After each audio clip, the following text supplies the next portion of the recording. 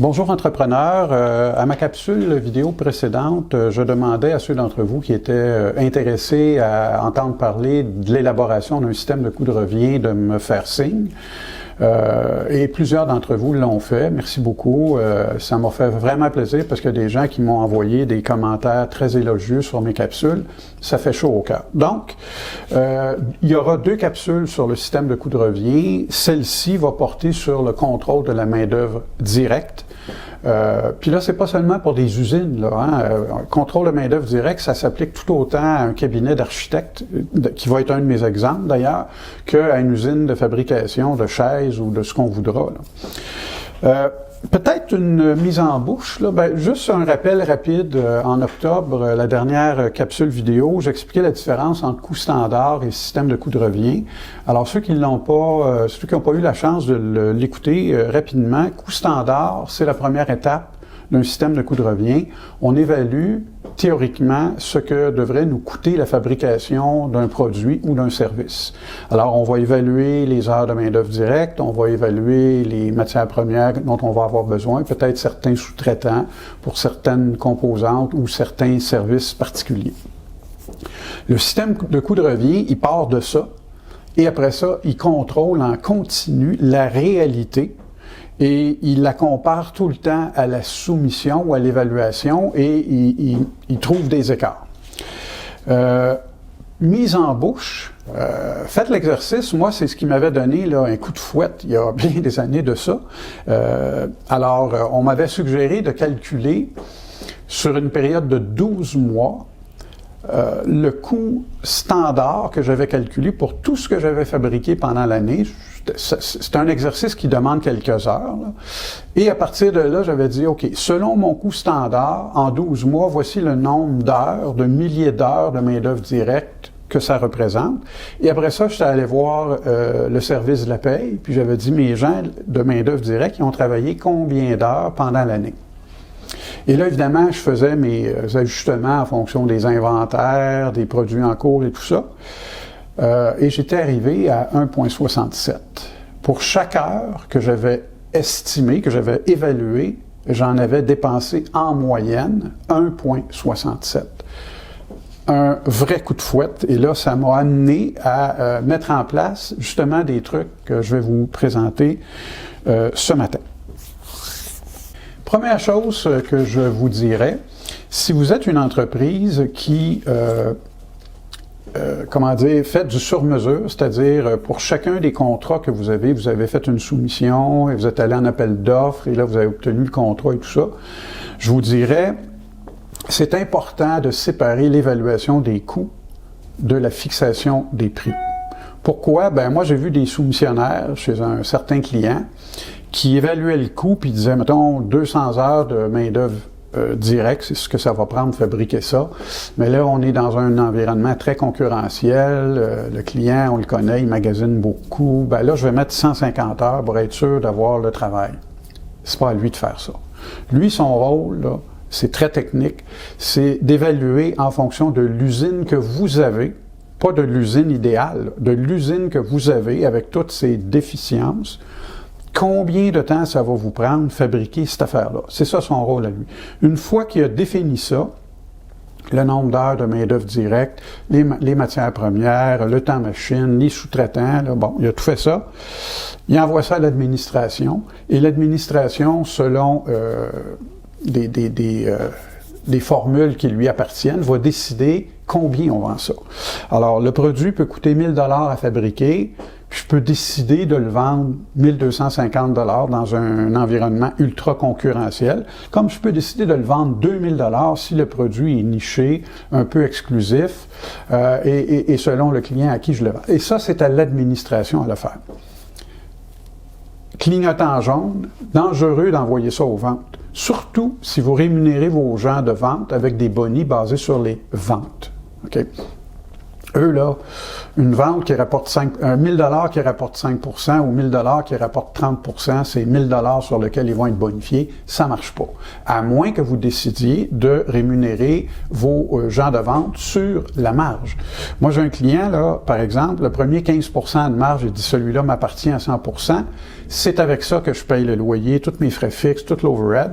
Donc, aucune bonification sur le premier 15 %. Puis après ça, selon la marge de chacun des mandats, ben le boni va partir de très petit à quelque chose de très intéressant. C'est une autre façon, mais très souvent, c'est l'administration qui va fixer les prix.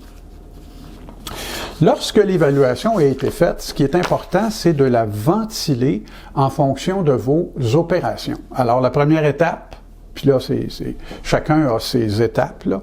Alors, si la première étape, là, je prends un cabinet d'architecte, par exemple. Plus tard, je vais vous parler d'une usine de fabrication. Si je prends un cabinet d'architecte, souvent, la première étape, c'est de faire un concept. Après ça, c'est de faire un croquis. Après ça, c'est de faire des dessins préliminaires. Après ça, un plan et devis. Après ça, une surveillance de chantier, etc., etc. Fait qu'il y a beaucoup d'étapes. Et pour ce projet-là, chaque étape devrait avoir le nombre d'heures qui est alloué. Très important, j'ai vu ça chez un client architecte. Tout ça était super bien fait, mais là, une fois qu'on avait le mandat, la job, on l'envoyait en production dans le bureau. Et les gens qui avaient exécuté ça ne savaient pas le nombre d'heures qui avait été alloué pour faire la job. Alors, le premier qui recevait ça, c'était celui qui devait faire le concept. Dans la soumission, on avait alloué 24 heures pour faire ça. Mais il n'était pas rare que le gars en prenne 60, parce que lui, là, il n'y avait pas de contrainte d'heure. Il voulait faire le plus beau concept qu'il pouvait. Alors, et c'est important, ça, que les gens sachent combien de temps a été alloué, parce que il va arriver des cas où 24 heures, le gars va dire, voyons non, ça se peut pas. Alors, il va appeler son superviseur, il va dire, il y a une erreur, le 24 heures faire ce concept-là, ça se peut pas. Alors, dans un cas semblable, normalement, on fait venir l'évaluateur, le superviseur est là, et l'exécutant est là, puis là, ils discutent. Et là, il pourrait arriver que l'évaluateur dise « Tabarnouche, t'as bien raison, je me suis complètement trompé. » Alors là, qu'est-ce que vous choisissez de faire? Est-ce que vous avalez cette erreur-là, ou vous, parce que vous n'avez pas commencé à travailler encore sur le mandat, ou vous prenez le téléphone, vous dites à votre client « Je suis désolé, mais à ce prix-là, je ne peux pas te le faire. » Et là, si vous perdez le mandat, ben dites-vous que vous perdez un mandat qui, de toute façon, aurait été déficitaire. C'est pas vraiment une perte. Et très souvent, on va négocier quelque chose avec le client qui va faire en sorte que on va améliorer notre situation. Donc, c'est important que la soumission par étape, le nombre d'heures, suive ça tout au long de l'exécution. Là, je vais vous montrer... attendez un petit peu, je vais arranger mon fichier. Alors, je vais vous montrer un peu, parce que la plupart de mes clients qui ont une certaine taille, très souvent, ils ont un logiciel métier, c'est comme ça que j'appelle ça. Exemple, un fabricant de meubles, un logiciel particulier aux réalités d'un fabricant de meubles. Il va pouvoir faire ses soumissions là-dedans, rentrer ses heures et tout ça. Mais souvent, en PME, on n'a rien de ça, puis le logiciel métier coûte trop cher, on n'en a pas. Alors, vous pouvez vous créer un petit logiciel très simple que vous voyez à l'écran, là, qui est un petit fichier Excel avec ce qu'on appelle des menus déroulants. Puis je vais vous expliquer là, un par un pourquoi on fait ça. Alors, si j'arrive là, et là, chacune des personnes, mettons qu'on parle du cabinet d'architecte, la job arrive dans le bureau, il faut faire, je sais pas moi, un immeuble. La première étape, c'est de faire le concept. Alors, ici, on clique pour savoir, on est quelle date? Parce que là, on va commencer à travailler. On est le 7 mars. Pourquoi un menu déroulant pour la date? Pour qu'elle soit toujours écrite de la même façon, pour que lorsqu'on va vouloir trier tout ça, les informations sont toujours identiques. Même chose pour le nom, hein? Choisis Geneviève. Ben, Geneviève, peut-être des fois on l'appelle John. Fait que pour le système Excel, John puis Geneviève, c'est deux personnes différentes. Alors que, bon, fait qu'on écrit toujours le nom de la même façon. Le contrat, dès qu'on a un contrat, l'administration entre dans le menu déroulant, ajoute le contrat. OK, je travaille sur le contrat de cascade. Et quelle est l'activité que Geneviève va faire ce matin? Ben, on a dit qu'elle voulait travailler sur le concept. Parfait. Alors là, elle s'est loguée, elle commence à travailler. Une fois qu'elle a terminé pas nécessairement le concept, mais une fois qu'elle a terminé de travailler dans ce dossier-là, elle vient loguer tout de suite son temps. Alors ici, j'ai mis un menu déroulant aux 15 minutes parce que c'est fictif. L'employeur aurait choisi que moi, c'est minimum 15 minutes. En bas de ça, là, ça marche pas. Mais vous pourriez choisir de le laisser ouvert ou d'y aller à la minute ou à l'heure. Vous faites ça comme vous le voulez. Alors elle a dit, moi, j'ai travaillé 2 heures. Parfait. Oups. Et là, Geneviève, on est toujours le 7 mars. La même Geneviève décide qu'elle va travailler sur un autre dossier. Son patron est venu la voir. Hydro-Québec est prioritaire. Puis là, il faut travailler au niveau des plans et devis. On est en retard, puis alors, et ainsi de suite. C'est important que 100% des employés qui font des heures facturables, autant dans le service que dans la fabrication, soient logués, que 100% des heures soient loguées. Le plus important là-dedans, c'est qu'à chaque matin, il y a quelqu'un, et souvent je vais suggérer plutôt une adjointe administrative qui a un taux horaire habituellement pas trop élevé, puis souvent qui a le profil pour être hyper efficace à faire ça, qui va s'assurer que 100% des employés qui étaient là hier ont logué 100% de leurs heures. Fait qu'elle rentre dans le log, puis elle s'en va vérifier ça, et s'il y a un problème, s'il manque des heures, ben là, dépendamment des relations de travail que vous avez chez vous, elle peut appeler soit le superviseur pour que lui aille voir, ou carrément appeler elle-même l'employé pour qu'il vienne corriger. Mais c'est pas mauvais de mettre le superviseur dans la loupe, parce que lui, là, il est plus connecté sur le plancher, puis si la personne a dit « OK, il manque 2 heures, moi, il mettre n'importe où », ben mettons que le superviseur, il est mieux à même de dire « Wow, attends un peu, c'est pas de même qu'on fait ça », que l'adjointe qui, elle, va dire « Ben, OK, il m'a rentré ce que tu me dis d'entrer ». Alors, vous comprenez ici, là, toutes les heures sont rentrées. Donc, première chose qu'elle fait, elle s'assure que toutes les heures sont rentrées. Deuxièmement, elle compare les heures entrées avec ce qui avait été prévu au niveau des évaluations. Et là, elle est en mesure de dire au superviseur, ben, exemple, dans le dossier Cascade, le concept, là, on est rendu à 32 heures. Mais au départ, on avait seulement 24 heures pour faire le concept. Alors, ça a toujours été Geneviève qui a travaillé sur le concept de cascade. Donc, le superviseur va aller s'asseoir avec Geneviève puis il va dire, ben, qu'est-ce qui se passe? Est-ce qu'on a un problème? Y a-t-il quelque chose qui fonctionne pas comme il faut? Et au besoin, il va corriger le tir. Un système de coût de revient, là, c'est ça. À tous les jours, il y a des choses qui ne balancent pas avec ce qu'on avait prévu. Et on les corrige au fur et à mesure. On n'attend pas que ça devienne une grosse balloune. On les corrige au fur et à mesure. À chaque mois, je suggère qu'on fasse une analyse un peu plus poussée. C'est-à-dire, on regarde tout ce que Geneviève a fait, par exemple, puis on compare avec toutes les heures prévues. Et là, on va être en mesure de dire, bon, ben, Geneviève, quand elle fait du concept, là, elle défonce toujours les temps. Par contre, Luc, lui, c'est le contraire. Quand il fait des concepts, il est toujours dans les temps, même souvent, il va battre les temps, les évaluations. Alors, est-ce qu'on devrait spécialiser Luc dans les concepts? Ou former Geneviève, et là, c'est vos décisions à vous en fonction de ce que vous allez constater qui ne fonctionne pas bien. Vous allez être en mesure d'identifier des jobs qui n'ont pas bien été.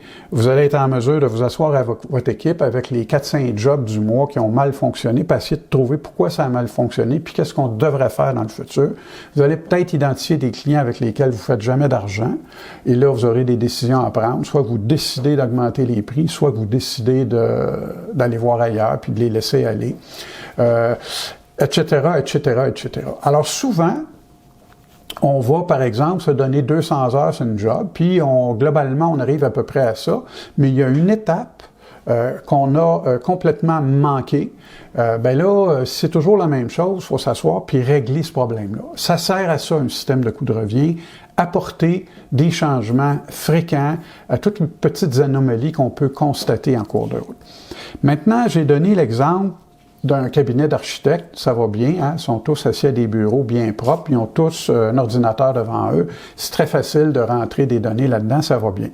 Il y a des gens qui me disent « Richard, on peut pas faire ça chez nous, moi c'est une usine industrielle, il y a de la poussière, il y a de la graisse, c'est pas propre, il y a beaucoup de bruit, mais les gars qui sont dans l'usine, c'est des manuels, c'est pas des gars d'informatique, ne peut pas leur demander de rentrer ça à l'écran. De toute façon, physiquement, c'est impossible.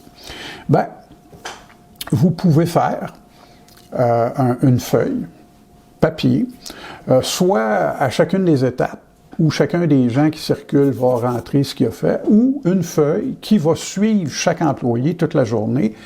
C'est l'exemple que j'ai pris. C'est la feuille de Luc Tremblay, la feuille du 21 octobre. Et lui, il a logué ce qu'il a fait là, dans sa journée. Je dis, il a logué, il a écrit à la main ce que vous voyez en bleu. OK? Puis moi, évidemment, ce que je vous recommande, c'est qu'à chaque matin, il y a une adjointe administrative qui prend les feuilles de tout le monde, puis qui logue ça dans le système. Pourquoi? Parce que si c'est pas logué, on peut pas faire de l'analyse. À partir du moment où je l'ai rentré dans le système, je suis capable de faire des comparaisons, je suis capable de revenir 2 ans en arrière si je veux, c'est là et ça reste là. Donc, le monsieur, là, Luc Tremblay, il a entré tout ce qui est écrit à la main, en bleu.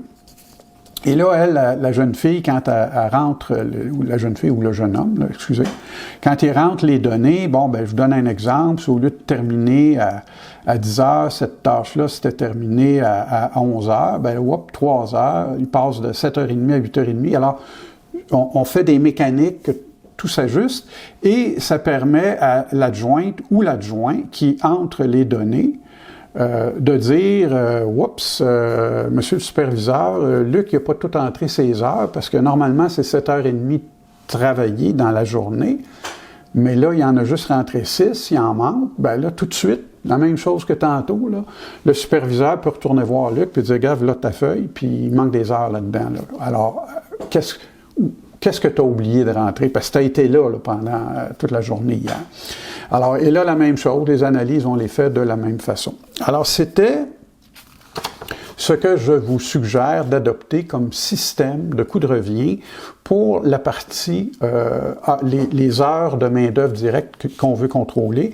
La prochaine capsule va traiter du contrôle des matières premières et là aussi, il y a énormément de gains à aller chercher. Alors, je vous dis, j'espère que ça vous a plu, je vous dis à la prochaine.